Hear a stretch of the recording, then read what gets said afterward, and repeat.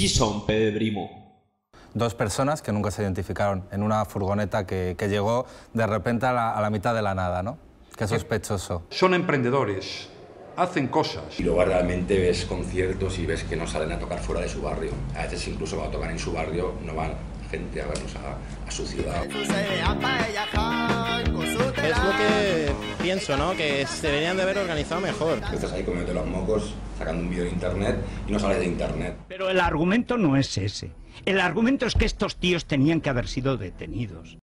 Qui hi va als seus concerts? Atracadores, caníbales, corsarios. Madre mía. El tío del Parche Intereconomía andaba por ahí, era un tío muy peligroso. Dime con quién vas y te diré quién eres. ¿Tú qué eres, un etarra? Tiene una pinta de nazi que...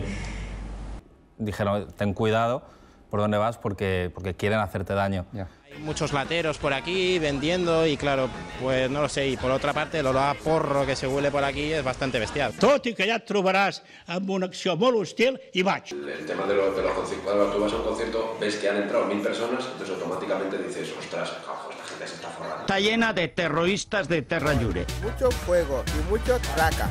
¿Quiere una horchata? Una horchata, mata. Leed esto de forma rápida, ¿vamos? ¡Mata! Sí, mata.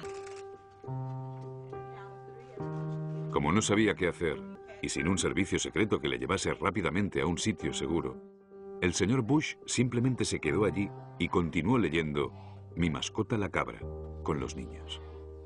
Quin serà el seu futur? Bueno, es que eso me dijeron que no dijera mucho. No, eso no. Yo estoy convencido de que nadie podrá probar que no son inocentes. De todos modos creo que tienen problemas de dinero, la verdad es que espero que se hundan antes de que yo pueda ir allí, ¿sabes? Que se hundan pero bien.